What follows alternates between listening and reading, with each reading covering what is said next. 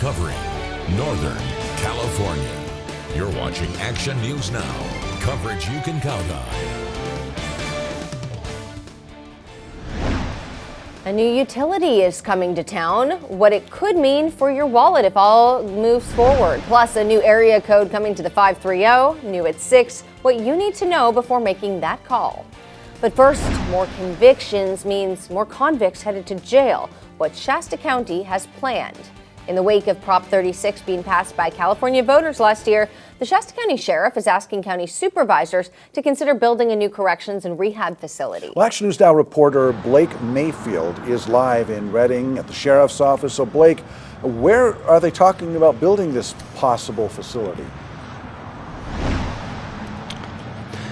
Alan, the Shasta County Sheriff's Office proposed rehab and corrections campus would be on a 90-acre plot of land that we showed you earlier today off East Side Road and Highway 273 in Redding, in between the Haven Humane Shelter and some Redding, City of Redding water treatment ponds and whatnot. It'd also potentially have a sheriff's station, much like the one that you see behind me here on Park Marina Drive in Redding, at that location if it's built.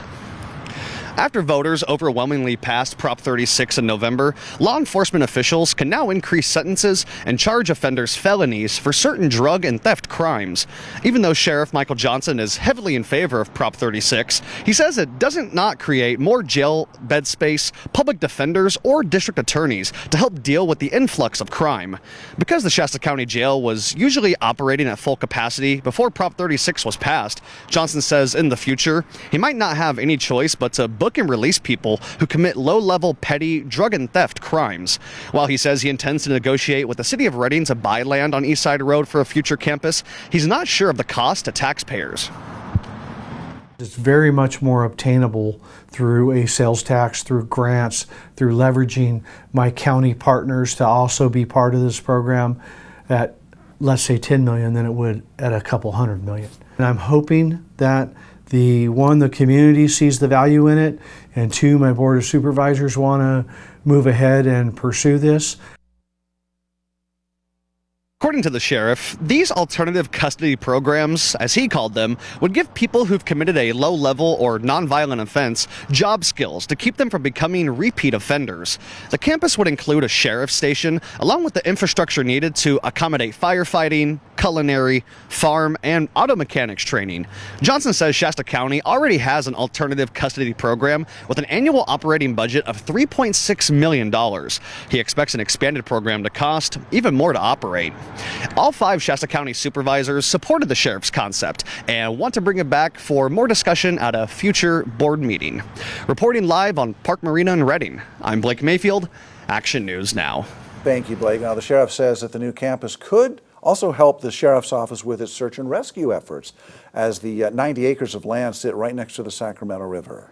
The city of Orville announced its new interim chief of police, Jason Wines. Chief Wines officially began his role January 7th. Wines is a U.S. Navy veteran and a former chief investigator for the Butte County District Attorney's Office.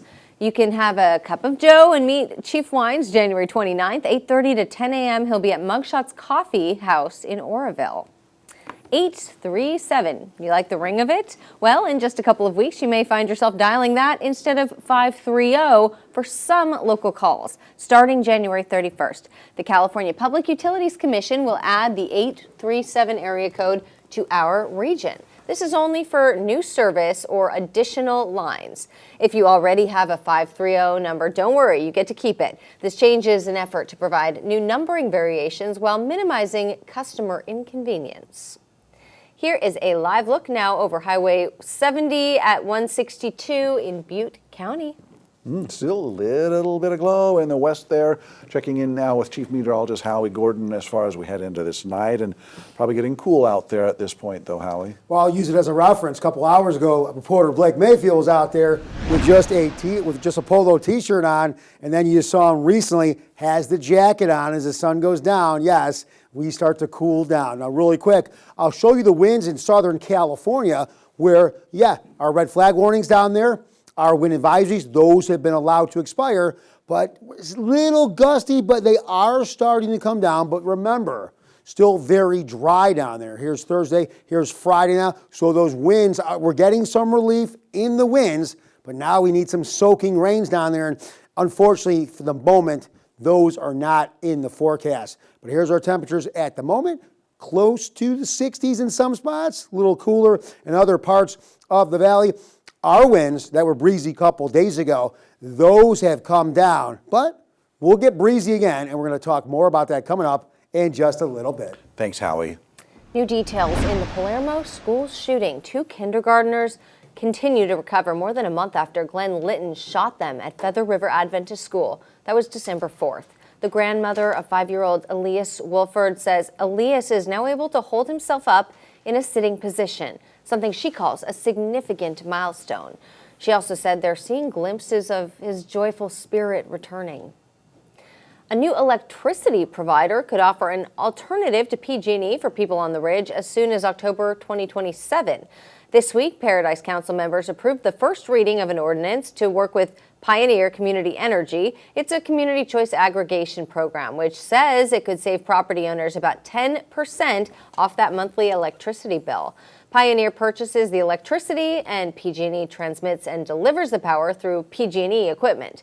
One Paradise Council member would also have a seat on the Pioneer Board of Directors.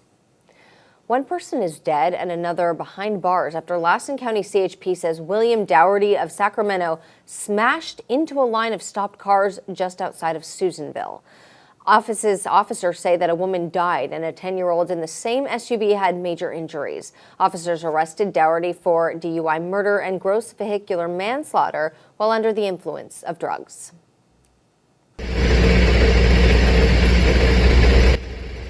Firefighters are still investigating what caused this deadly mobile home fire. Crews rushed to the scene on Maryville Ranch Road just after 2 this morning. Firefighters say they found a body in the rubble after putting the fire out. We had a reporter on scene, and we're still working to learn who was killed and how they died. A big change is coming to Paradise's defensible space ordinance. If you own more than 1.5 acres, you will now have to add an extra 20 feet to your property's mandated fuel break.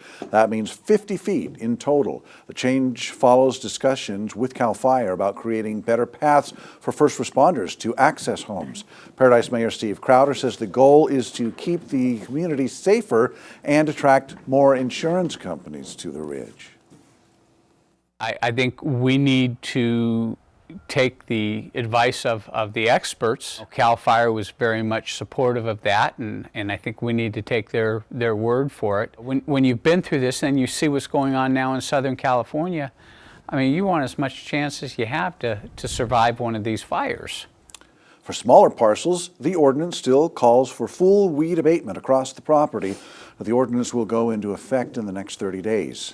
We're learning more about a lawsuit that's stopping Plumis National Forest's largest ever forest management project in its tracks. The project would treat all the areas shaded in color here, including the dark green spots that are around Paradise and Magilla and Concow as well. Environmental group Feather River Action filed a suit asking for a full environmental statement looking into the impact of logging, burning, and herbicides. The U.S. Forest Service plans to use forest thinning and prescribed burns to reduce fire fuels in Plumis and Butte counties. This is just the first part of the Community Protection Project designed to treat 200,000 acres in the Plumis National Forest. You know, really outrageous and unacceptable. And we don't like litigation. We don't rush into suing federal agencies, but they refuse to consider reasonable alternatives that would have promoted underburning, hand thinning around communities, options that many people wanted to see as part of this process. Fire plays a very important role on the landscape traditionally. And if you remove fire, then you have to replace it with something. And so we've removed fire, but not replaced it with something of the same scale. And so we haven't touched enough of our landscape. If we're not going to allow fire to do its job, then we have to replace like millions of acres of of fuels mitigation ourselves, and we haven't done that.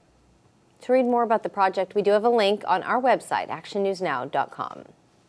salvaging medical equipment to help thousands of fire survivors down south. We show you the effort, new at 6. Plus, are you celebrating Dry January? New at 6 will introduce you to a new business that could help you stay on track.